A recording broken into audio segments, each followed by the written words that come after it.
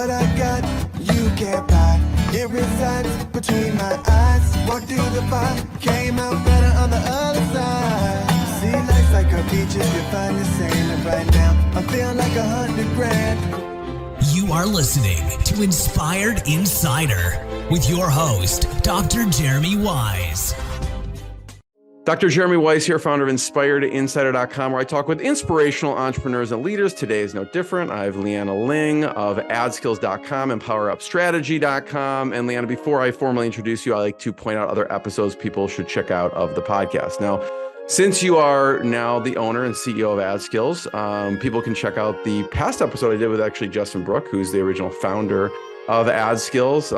And it was very fascinating there. Also, since you are a multiple agency owner and basically help agency owners train with AdSkills now, Jason Swank is a great episode. I did 2 episodes with him. He talked about how he built his first agency to over 8 figures and sold it. And then now he runs a group for agency owners. And one of the things he does is they're buying up agencies.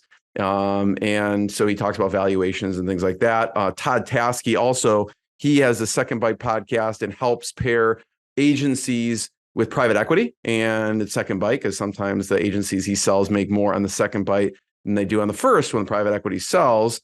And there's a good one with Dee Clevitt, who is a systems person. She basically is a done-for-you SOP service. And that episode we geeked out on productivity tools. Software is what we like to use to stay productive and be more efficient. So check those out and many more on InspiredInsider.com. And this episode is brought to you by Rise25. Rise25, we help businesses give to and connect to their dream 100 relationships and partnerships. And Liana's actually going to share her strategies and how she connects with people and how she networks, which is going to be fascinating. And basically, Rise25, we do that all by helping you run your podcast. We're an easy button for a company to launch and run a podcast. We do the strategy, the accountability, and the full production execution. Liana, we call ourselves the magic elves that work in the background to make it look easy for the host and the company. For me, the number one thing in my life is relationships. I'm always looking at ways to give to my best relationships. And I've found no better way over the past decade to profile the people and companies I most admire and share with the world what they're working on. So if you've thought about podcasting, you should. If you have questions, go to rise25.com and you can always email us at support@rise25.com. And I'm excited to introduce Liana Ling. Now, we met because of 2 people, Alex McCarsky and Joe Foley. And they were all at a Perry Marshall event in Chicago, and we all had dinner. And I fortunate to sit across from you, Liana, and just by chance, and we had a great long conversation at dinner. And here we are. So Liana Ling is CEO and founder of PowerUp Strategy. PowerUp Strategy, they do media buying for companies. They provide expertise on managing ROI-focused campaigns. When we're talking Facebook, Google, Instagram, Pinterest, probably anywhere else you can buy ads. She's also owner and CEO of AdSkills. And we'll talk about kind of the transition from, being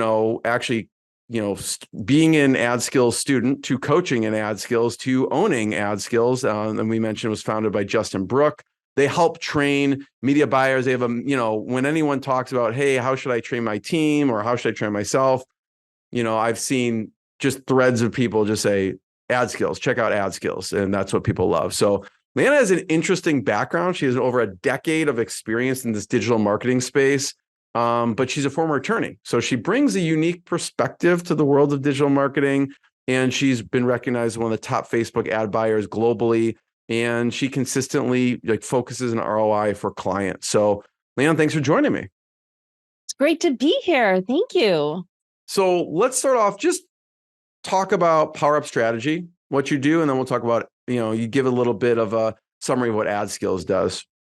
Sure. So with my agency, PowerUp Strategy, I work mainly with visionary business owners who have online businesses, and it tends to be info product or coaching. And I like to say that, I help them get as many clients as they want, period. And most of the time we're doing that through the paid media channels there. And I've been fortunate to meet and work with some amazing entrepreneurs throughout the years, just, kind of doing that and supporting them. And then AdSkills, how would you describe AdSkills? Yes. Well, AdSkills is very close to my heart. AdSkills is the place to be if you want to learn how to drive traffic, mainly paid traffic. We are starting to cover more organic traffic as well, because I think that's important. But if you want to be a media buyer, or you are a media buyer or a media buyer agency and you want to get better, AdSkills is a place to be to level up your skills inside of there and grow. Give me a rapid fire of your agency journey a little bit, and maybe just start off with the lawyer piece and then take me through, because I know you owned a agency through a franchise and then you started your own agency. Take me just through your journey a little bit. Sure. So I started off my professional life as a litigation and corporate lawyer. And once I had made my way into in-house, which is kind of like retirement, I guess, for some lawyers, that's what they call it, right? I was in-house counsel at TD Bank. And after I had my second child, I was made redundant there. So that's a whole other probably episode we can get into. But after I went there, I realized that I really was this frustrated entrepreneur inside of me. And for me, the best way to get into that was through a franchise. It was through somebody that I knew through TD Bank who matches people up with franchises. So I actually bought a digital marketing franchise to start off with, because I knew nothing. I did not know how to sell. Like, I knew nothing. I didn't know about marketing. I didn't know how to sell anything. So that was the best choice for me. And I like to think that I outgrew the franchise, to be frank. And I wanted more. And that's when I started venturing more out into being like a hired gun CMO. I kind of did that. I did SEO, I did web design, I did all these different things until I figured out what I was really, really good at. And I ended up doing a lot more of paid media on social media, especially with Facebook. And that's how I found my way into Justin Brook and AdSkills sphere, where, just some of the golden nuggets that I learned specifically from Justin just kind of catapulted me to the next level, really changed my life. What was some of your, we'll go back because I want to hear about the franchise a little bit and what you liked, what you thought needed improvement, but talk about the AdSkills journey for a second. You came in, what were some of the things that were interesting to you from a course perspective? Sure. So I think it's also important to know why I went into there, because that really frames my entire focus. I'd actually not been doing, I took a break from doing ads, and my friend David Schloss says, like, you're good at this, you should just do it again. Knowing I was kind of going through this identity crisis. So I purposely try and learn from the best in the world that I can get access to. And I was like, who's this dude, Justin Brook? I keep hearing like he trained Molly Pittman, he trained all these other people. Who is he? Because I didn't know who he was. And that's how I found him. And he had a certification course where you can get certified. And to me, what was great at the time was it included, I can't remember how many days, but it was a certain number of days where you could have access directly to him. Like, you could just DM him. And that was, like, to me, that was worth it. So I jumped into there, and that's what I loved about it. You're going through all the course material in there. And I wasn't a newbie coming in, but I know that there's always like a little golden nugget, right? That can make all the difference. And that's what I liked about Justin's stuff, because he was sharing, it didn't feel like he was holding anything back. It wasn't like, hey, here's how to do like 80% of it, but the 20% you got to pay even more to do something else. He just gave everything. And then he kind of berated us and said, hey, nobody's DMing me, because I was pretty intimidated. I didn't know what to do. So I just started DMing him. If you're intimidated as a litigator, I don't know. I don't know. He's got quite the presence, right? He's got quite the presence. And so I was like, wow, what am I going to say? So I just started sending him stuff that I've been working on. I thought, oh, okay, like I have a lot to learn. And he said to me, these are really, really good results. So again, I had no basis for comparison. And that's how it started. I just asked him questions. I asked, how can I get better? And I really took advantage of everything that was in there. I hadn't done that before. I was one of those, when we just buy stuff and we'll look in, oh, okay, this looks interesting. And then it just goes on your digital shelf. This one, I took advantage of everything in there. And I think I even got it on a scholarship, because I said, hey, I'm in Canada. Is there any way I could pay, on a longer payment plan? And they're like, yes. So that's how it started. I actually bought it twice. So I finished the program once, And then they offered it again. And the second time they offered it, they also included this pipeline of leads coming in. And me having this lead gen background, I know what it costs to get leads for B2B. So that to me was the no-brainer. And I got like another session of just being able to DM Justin. And so I took full advantage of all of that as well. So I went through it twice. Wow. And then you became a coach. I did, but it wasn't just like that, right? It wasn't just like that. One of the things that I have been doing for many, many years is every single day I set aside about 10 to 15 minutes and I contribute in certain groups. And I figured out how many I could handle at any time. It's basically like 3, maybe 4, but to me, it's more 3. And what I do is I go in there and I see if I can add value by answering questions or sharing something. And then I also make sure I ask questions. So I think a lot of people go into online communities and think, oh, I'm just going to answer a ton of questions. But asking questions also shows people what you're working on. And I also just think, and makes you more visible. And the people running it, they love when people ask questions. So why wouldn't you do that, right? So I had figured out through trial and error that my clients tend to be in the paid communities. So I will on purpose join certain communities, but I also want to make sure they're not connected. So this is something I learned when I was working with Louis Schiff at Inc. Business Owners Council. Was he said, you have to treat your network like your portfolio. You want to have a diversity of it, and you don't want to be hanging out with only with your high school friends. So I joined different communities and made sure that they were very different. And as a consequence of that, just people think that I'm really connected because I know people from different worlds and I connect them. So that was my mindset going into AdSkills. And I just kept showing up every single day. And over time, right? This is also, if you want to get closer to somebody running the community, Justin and Shauna noticed. They're like, oh, you're here, you're adding value. People seem to like you. And at first they invited me to participate in something and just kind of speak and share. And it went really well. And every time they asked me to do something, Justin told me they got a ton of just positive responses from people. So that's how I eventually became a coach in AdSkills. They actually ended up hiring me to run the whole pro program. He wanted me to be the face of the pro program because Justin didn't have the bandwidth to do that. And like he says, I was one of the only people where I just kept showing up, but also that I had always had such great positive, feedback whenever I would just do anything there. So he felt it was a really good fit. And that's how I became a coach inside of the AdSkills community. By the way, I've done something similar in other communities I've been in too, where I became a coach or I became a mentor. Again, just because I showed up and delivered value and just really tried to kind of elevate the community in any way I could.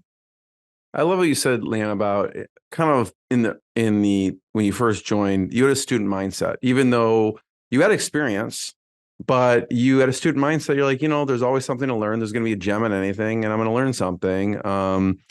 And your process for networking sounds like, really your goal is to add value. That's it. You want to choose a couple groups and you set a time aside every single day to do that. And you do that by adding value to people, answering, but asking questions as well. And people do take notice of that. So that's great. Now back to, you're doing this while you're running your agency as well. Yes. So how do you segment your day? Talk about your schedule a little bit. Sure. I think you need to figure out when you're most productive as well.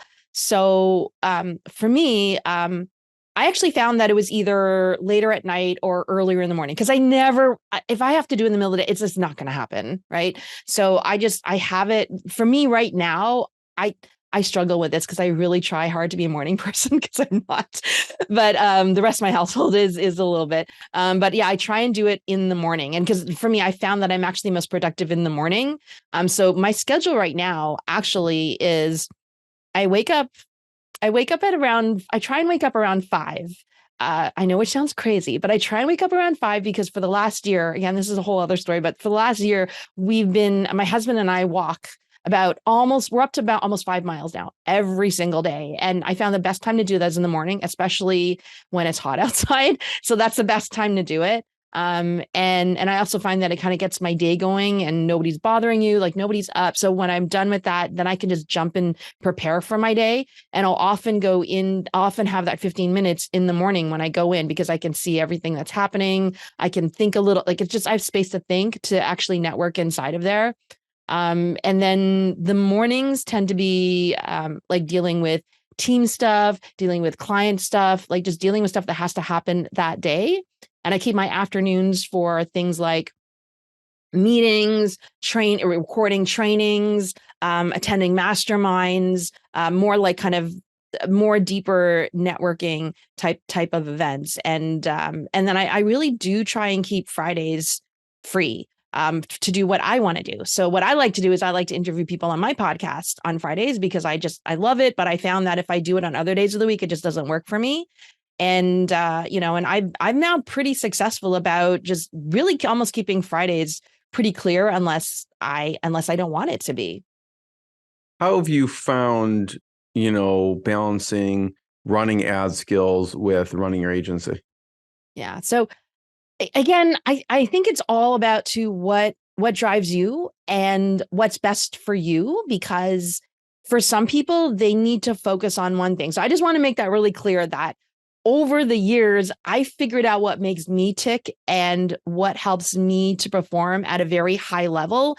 And with that, I always have to be involved in multiple projects. Like I'm a multi-passionate person. And, even when I was on mat leave, I was like doing a ton of other volunteer projects and things, like, because I just needed that for my sanity. And that's what I've learned over the years. So for me, it actually works amazingly well. Like I still can't believe I get to do this as part of my quote unquote job.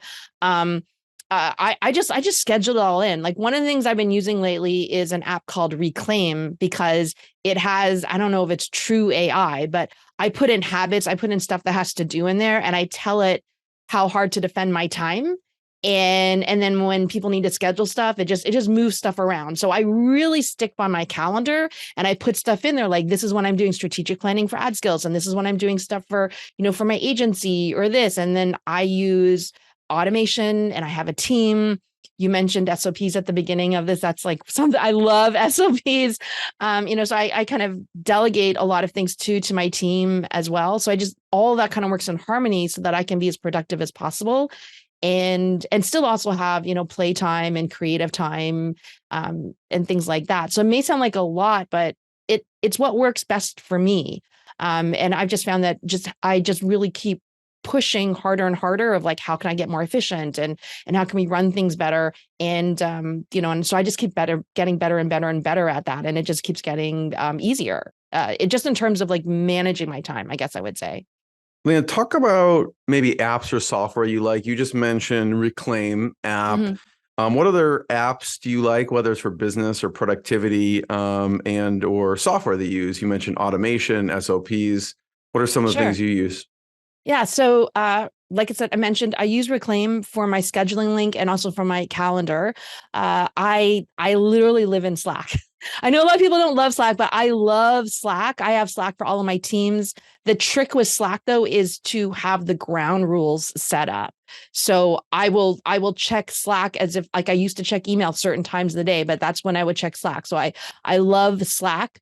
I use Zapier to connect stuff for automations, but I'm actually moving away from that. I'm learning how to use something called N8N.io. It's a little bit more techy, but it's way cheaper than Zapier, and it's also like what a lot of people use in the kind of the AI space. So I'll use that. Another piece of software that I'll use on the ad side is RevealBot. I found it extremely helpful just to help me with it. It really helps us set the boundaries and helps us, manage campaigns like literally 24/7. So I put my brain into that.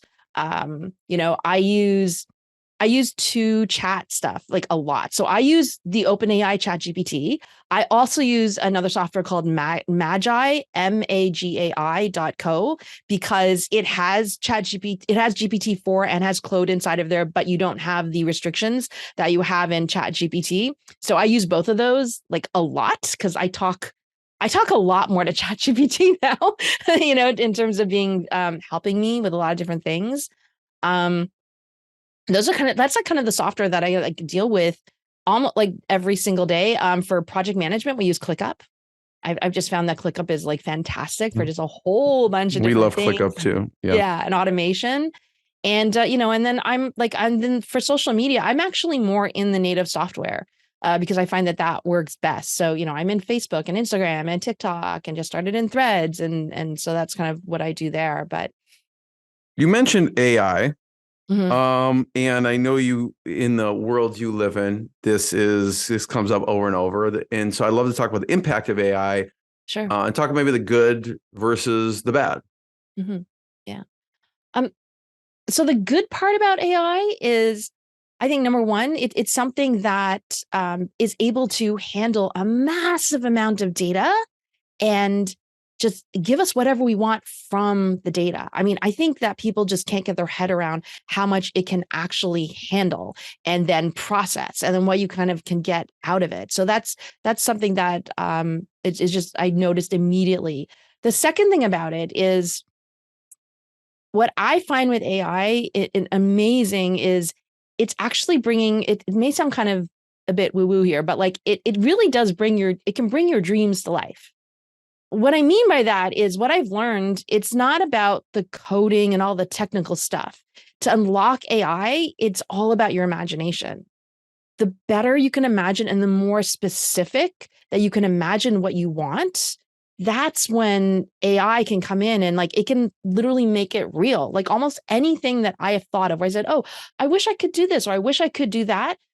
AI can do that. You just have to talk to the right person or find the right tool and do it. And that's how we keep getting to these new breakthroughs every single week or day or hour, even. And that's what I find so exciting about it, because it's just limited by your imagination in terms of the problems that you have and like what you need to solve. And so I've been able to solve and improve a lot of things very quickly, with AI. And then I think the third thing is it's enabling us to be better communicators. We can talk about the cons of this, but really what I'm finding is if you can put your ideas into there, some people are just, well, I think a lot of us, we're very poor communicators, right? A lot of problems arise because of communication problems, right? So I find that ChatGPT has been excellent to just take our ideas and take our words and turn them into phrases and styles that people connect with, and just you can just communicate much more directly with them. I've done this so many times now, like not just for ads but for my own stuff, where people said, oh my gosh, like that story, or like that I love that story, I really connected with it. I could never and I'm an English major, like I could never written it right without ChatGPT. So those are the three main things that I love about it. And then what do you see as some of the cons? Yeah. So I think some of the cons is, well, what I've been noticing is because it gives you kind of like that instant gratification, that instant hit of solving your problems, because you can go in there and ask it like code questions, like you can ask it almost anything. I think what it's actually doing is robbing us of learning how to figure stuff out. Because I thought about this, I thought, wow, like look at like my son's in high school and he's learning how to use ChatGPT and all these other things, and he's never going to experience like even like pick, I don't know if you remember the days when we didn't have GPS and I had to figure out where to go just from a paper map, right? I would like have to write everything down in my hand or whatever. Where am I going? And I'm so lazy now. I just go on GPS. Like we're not using that part of our brain, or, or just like literally figuring out how to fix like some electrical thing in your house or your car, or it's because it's all automated, or just like going through that whole process of problem solving in that way. I think we're going to lose that skill, because we can just, it's like Star Trek now, right? You can just ask and then I'll just tell it to you. I'm a little bit, so I'm trying to figure out ways to just keep that part of my brain kind of going. The other thing is, anything also, because it's so instant, makes people even lazier. You're supposed, like, you're not supposed to take it as gospel. Okay. Like you have to do the research. You should be editing it. You should be adding your own humanity and creativity into it.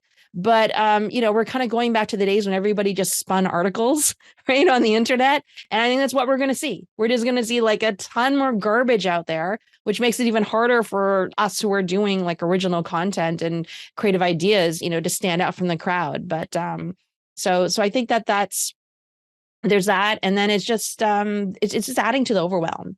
Like we thought MarTech was bad, right? When that was like kind of coming out. And now it's like, this is crazy. Like every hour there's like new SaaS coming out. I can't even keep up with it anymore. Even with all the people I follow, like there's always something new coming up. And it's huge overwhelm right now because that's the stage that we're in. So I've been trying to help people to refocus in terms of just how to choose what you need and how to apply it in your agency. Because otherwise you're going to spend 24/7 just trying out different software. How should people start in the paid ad space, start to use and make sure they're utilizing AI? Yeah, I think it's the same thing. It's the same approach. Is you have to take a look at, you need to know what your processes are. And then you need to figure out what are your problems or identify. So either what are your problems, like where are you stuck? Where do you have challenges? And then number two, when you have processes, what are things that you're doing manually that are like, you're doing maybe 5 to 10 times repeatedly. And then taking a look at that opportunity to automate and use AI. Because I think they all go together, AI and automation. So you take a look at that inside of your agency and say, okay, well, is there a software or can AI help me with this, either to automate this and or make it better? And if you start from there, then you'll actually improve your agency as opposed to, oh, I spent all day playing with this software and it can do this. But it hasn't helped you. It hasn't helped your team. It's not helping your clients' results. Like it's not really helping your agency. You just played with it, which is fine if that's your playtime.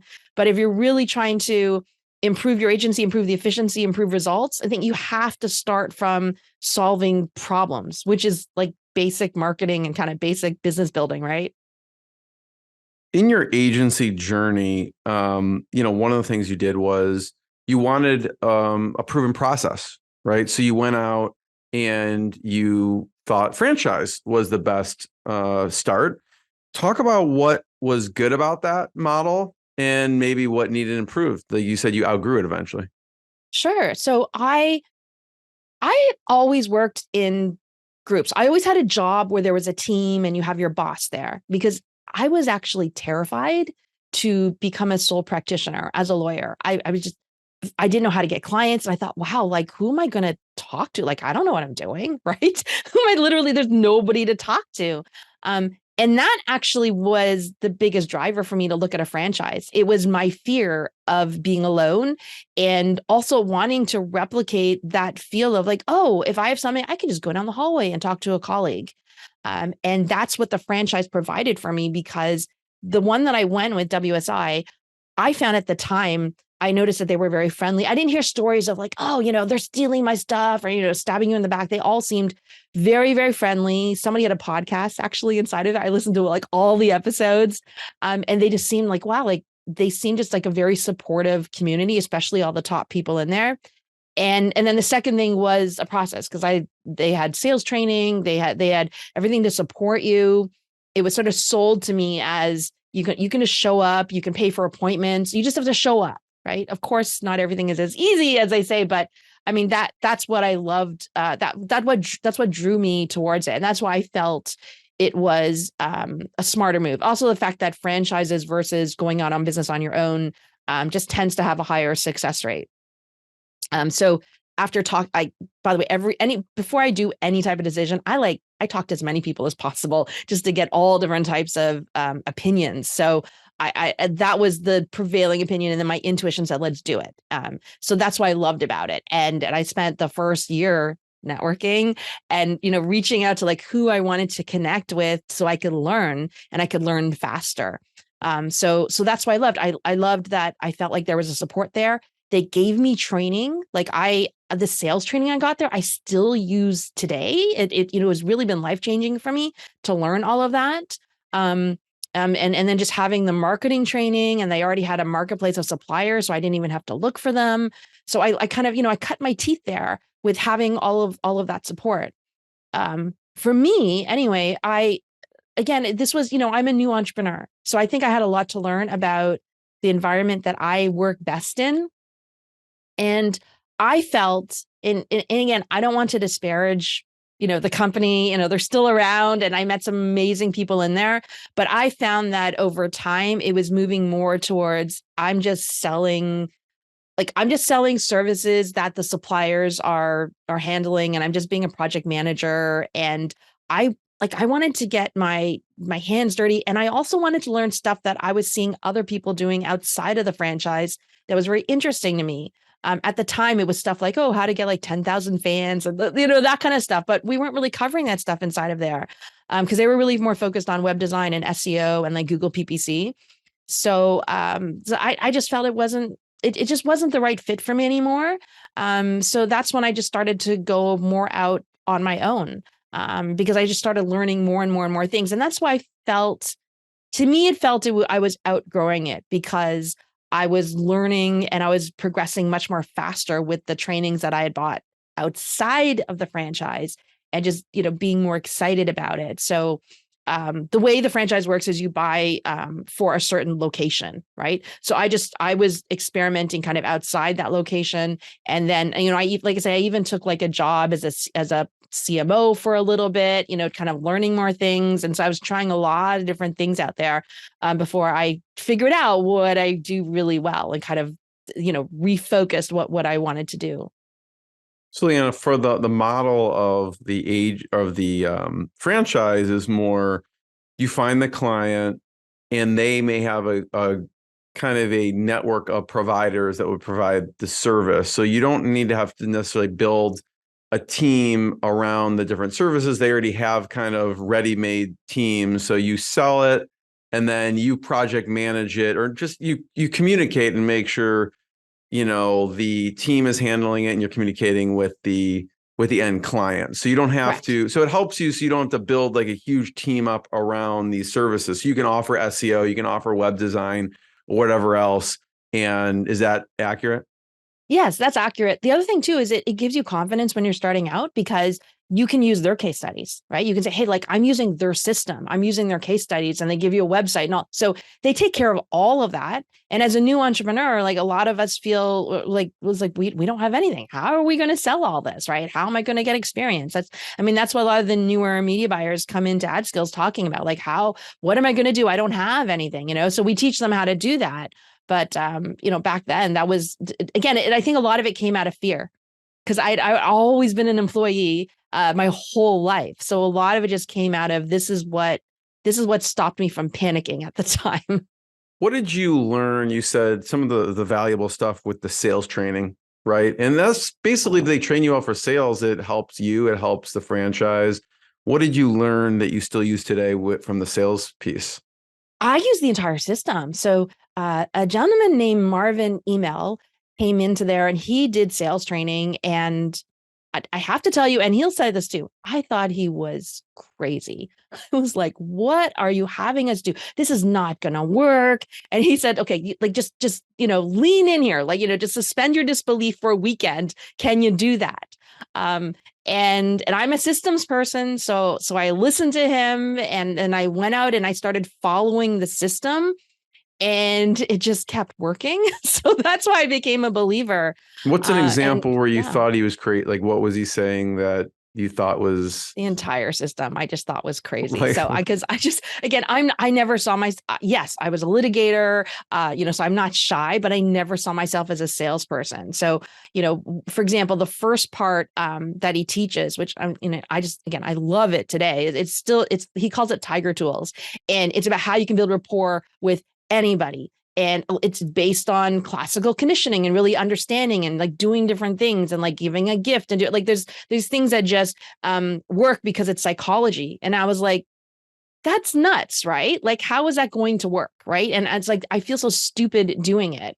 But, so part of it is the G in Tiger is give a gift, because when you give somebody a gift, what are you conditioned to do? Like, if I give you a gift, Jeremy, what are you going to do? Thank you. And I don't know. There's reciprocity there for sure. Exactly. Right. You're trained to say, so your parents probably trained you to say thank you, and you immediately feel that you have to reciprocate for something. So he's like, bring a little gift. And he goes, it doesn't even matter what it is. Like, just bring something so that they feel that way. And what they're going to give back to you is their time. And also you'll be remembered for that gift rather than a salesperson. So I would bring lottery tickets. I'm like, hey, you want to have a chance to win $5,000 today? Or I would bring coffee cards. Oh, I don't know how you take your coffee. Hey, your next coffee's on me. And it works like crazy. Some people I thought were like going to kick me out because, I was going to all the different offices. Yeah, one person great. hugged me. He's like, this is the best thing that happened to me all day long, right? Another thing that I also thought he was crazy about was compliments. So again, this is about building rapport. And he said, you compliment somebody and it doesn't even have to be true. And I was like, what? And then he proved it. Like every time I do this with somebody, if I give you a compliment, I say, wow, like you look really sharp in that white shirt. Thank you. You're smiling right now. And you do look sharp in that white shirt, Jeremy. But you immediately feel good, right? And he said, he says, I used to tell people it has to be genuine, but it really doesn't, because you just make people feel better. And one of the problems in society is most of us don't feel like we don't feel great about ourselves, right? When we look in the mirror, we just see stuff that has to be fixed. So if you can make somebody feel better about themselves, you're almost like healing one of the mental diseases that everybody has. So again, and it helps to build rapport. So he's like a couple of different those kind of tricks there, right? But one, so that I use that all the time. Like I use a whole system. By the way, another thing that works really well for me is he calls it set the agenda. So when you're talking to somebody, the first thing you do is you tell them what you're going to do. And then you have to get agreement, congruency, that you can go ahead with the agenda. And now I do that for every meeting. Okay? And the trick is you have to also let the other person talk first. So let them talk first. And then at the end, part of your agenda is, I'll tell you a little bit about myself. So when I start telling them about myself and my agency, I reflect back what they said to me. So they said, like I'm looking for like somebody who's really organized, a go-getter, and like very creative. Instead of saying, like we get all these results for people, I'll talk about how, well, actually the way we work with you, we're very creative, we're very organized, right? And pretty much works every time. So it's really become, and I taught it. I actually paid him to teach me how to teach, this, because I found that my clients needed it, other people need it. And so I still share this whole approach with people to this day because it just works. I've done it where I've like crushed sales records on, just even doing it on the phone. I found it's funny you say that, Liana. I love that. Thank you for sharing that. I had some friends who were raising money for their company, and one person would be at the slide deck, the other person would be asking questions of whoever it was, the VC.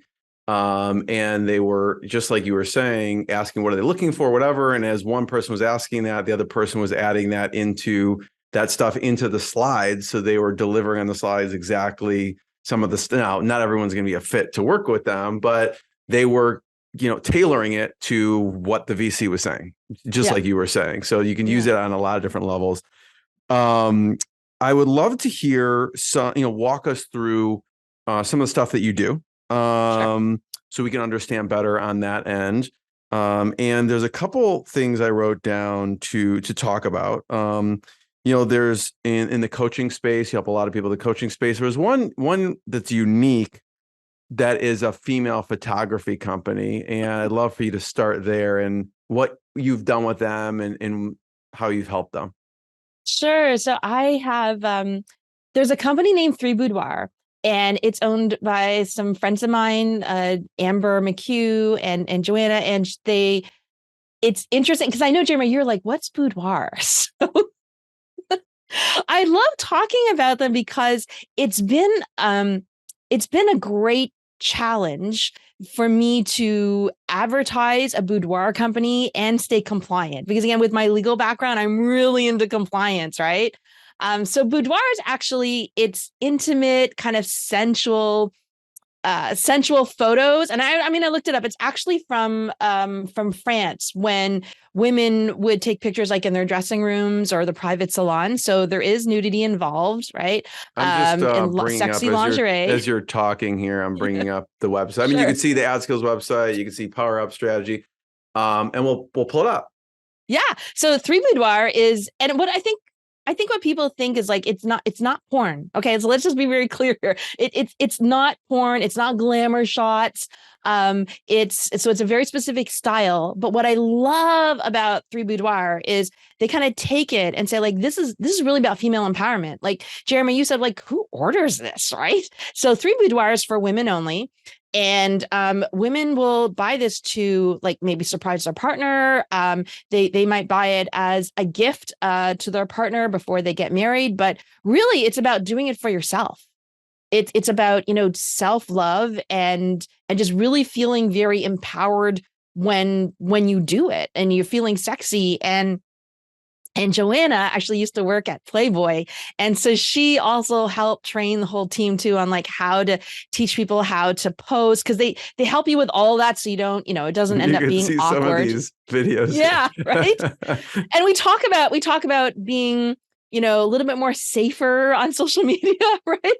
And on the website. So, but you can see, like, they really expanded. When I first started working with them, it was just in a few cities, but now you can see they're in more than 25 cities. And they've built this incredible team of also, like, female entrepreneurs, women working with them. And they really, like, they really truly believe and live out what, the culture and everything that they do. So so I've actually been running their Facebook ads for years. So and how do a you lot stay of it, compliant, like you were saying? Exactly, right. Yeah. With this, how do you balance what's going on here with compliance? Yeah, so it's been tough because, you'll see we can't even put up pictures that, other people are putting up on bathing suits, okay? Because it'll get marked as adult. So what we've done is I've gone through and found photos that, they still look sexy, but you're wearing a sweater. Like, so you're clothed, okay? And it evokes, like, that one at the top there where you just saw with a white sweater. I've used that one in an ad. Mm-hmm. I've also used the video of, like, they have a behind the scenes video. Again, it's like very more behind the scenes and you're not seeing poses and stuff like that. I use that as well. So I've figured out where the line is of what we can do. Also, what I love to do too sometimes is I'll take I'll just take, like, a black square and I'll just put, like, a headline on it and, put it in their brand. So it's just text on top of there as well. And we kind of do a little bit like, hey, like, if you want to see more, you have to kind of opt into our email or something, because it's like, it's too hot for Facebook type of stuff. And that's why I recommend people do too. Like, when you have a very high risk area here, you need to go kind of bland. You need to go kind of bland in your email. So in your ads, so that you don't get shut down. And it's a bit longer journey, but what you need to do after that is then you can give them real stuff once they're in once they're in your email list. So I talk about doing this for weight loss as well. Like, get it in, just get it through the door, and then get their email address, and then you can send them all the stuff you want to. You can send them all the before and after pictures you want to, once they're on your email list. I've also done this with messenger ads to a certain extent. So we're also running messenger ads for them as well. Part of it is also to be a little bit more engaged with people. So we're kind of testing, using the landing page versus using Messenger. But Messenger also is a way, I feel like the deeper you go into Messenger, the less risk it ends up being. Like, is somebody from Facebook really going to go through all of that? So you can start to send a little bit more risky stuff in there. I'm still very conservative though in the Messenger. I'd still rather send, like, the hardcore stuff, by email. But I've been working with them for years, and we've been shut down, I think if I recall, maybe twice, but we were fortunately able to get back, and we really haven't had a disapproved ad in, like, over a year now. So talk about the messenger really ads for a second. I don't know if you have to hop on another call, if you have another minute or not. I'm good. Okay. I'm good. Because you do some, obviously you help a lot of people in the coaching space, and there's stuff you're doing in the coaching lead gen with messenger ads. Can you talk about that? Yeah. Messenger ads, I feel like messenger ads is having a comeback. And what I really like about it is because the number one, I think it's a lot faster to get up and running. So you can run a messenger ad and you get people into Messenger, and you can use software like ManyChat is one that a lot of people love to use to automate the responses back and forth in there. So you don't need a landing page. You're just doing a message, saying, hey, send a messenger. They kind of go in there and you just start asking them questions back and forth. And as marketers, we know that's just making little mini commitments. But also messenger ads still have like an insane open rate. Most people on email get like 20, 30% open rate, whereas messenger, it's more like 80 or 90% open rate. So I think a lot of the problems people have nowadays is just obscurity. Like you don't have enough people looking at your message. So why not use something where people are probably opening it? So that's why I really like about that. And we're testing longer ones versus shorter ones. It depends on the campaign. Like if you're going straight to a call, like if you have a sales team, it's probably better just to do it shorter because you've got to get them onto the sales team's calls. We do find it works best though when it's coupled with humans. So do the automation, but make sure you have humans who are really good and savvy on social in Instagram and Facebook, where they're practically reaching out to people. They do not sound like robots. You're sending friendly messages that keep the conversation going so they know how to move them into the sales call. We're testing a little bit about using AI inside of there, but I still feel that you can't quite replicate somebody jumping in and saying like, hey, how's it going? And just having that normal conversation. I don't think we're there yet. So we're finding that that's really the two things you need. Is you have automation and you've got humans interacting with people at the same time, it can be quite powerful. So I have one last question, Liana. And first of all, thank you. Everyone check out AdSkills.com, check out PowerUpStrategy.com to learn more. And I do want to mention that on AdSkills, I always tell everyone to go, not just from a learning perspective, but actually, if you're looking to hire, you can go to the hiring tab and they have an AdSkills matchmaker, and you can actually, browse their certified ad buyers for free. And so I tell a lot of agencies and companies, check out that piece of their website. Yes.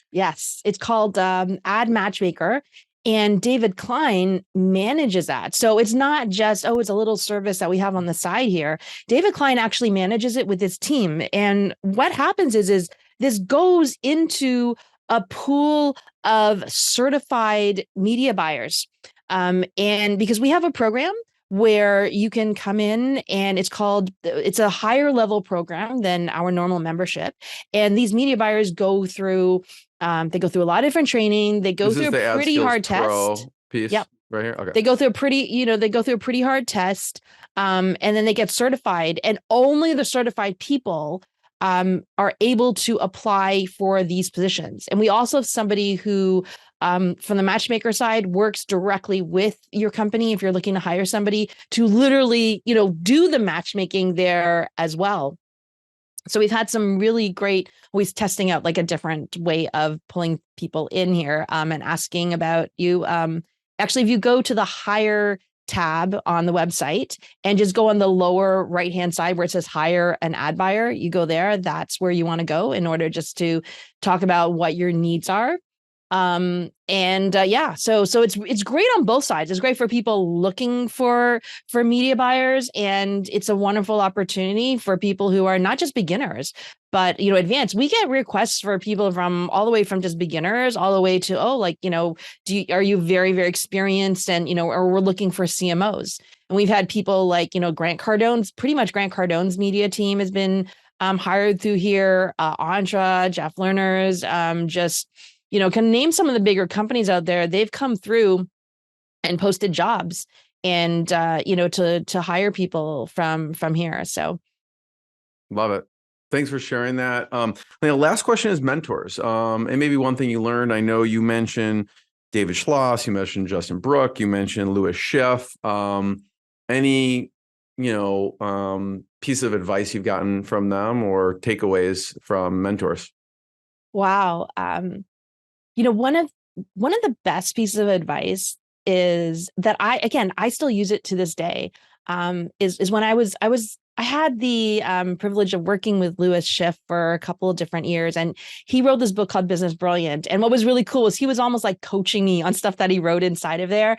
And the advice, there's two pieces of advice that I really took from him on there. One is in his research, he learned that the self-made super successful people they identify as being really good at only one thing. We don't have time to go into it too much, but if you compare that mindset with sort of like the middle class people, they're like, oh, I'm good at all these different things. He said the super successful people know what they're really exceptionally good at, and they figure out a way to make money with that. And then they just surround themselves with people who kind of fill all the holes that you don't need. And that's something that I continually strive towards, is learning what I'm really exceptionally good at and how can I lean into that more and really leverage that in my businesses.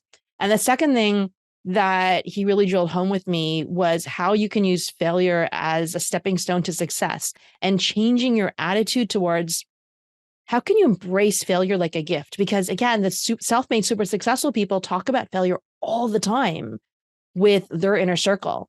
And I've really challenged my inner circle to do this, and for us to really talk about failure a lot more and how I can build that into the culture of my teams. And I'm forever grateful for him for like kind of learning those things, even though it was tough on sometimes. It was really tough. It's really hard thing to kind of go through and change how you feel about failure. But it's been responsible for a lot of the amazing things that I've been able to do in my life and in my business. Yeah, I'm the first one to thank you. Everyone, check out powerupstrategy.com, check out AdSkills.com, and thanks, Liana, and we'll see everyone next time. All right. What I got, you can't buy. It resides between my eyes. Walked through the fire, came out better on the other side. See, life's like a beach if you find the sailing right now. I feel like 100 grand.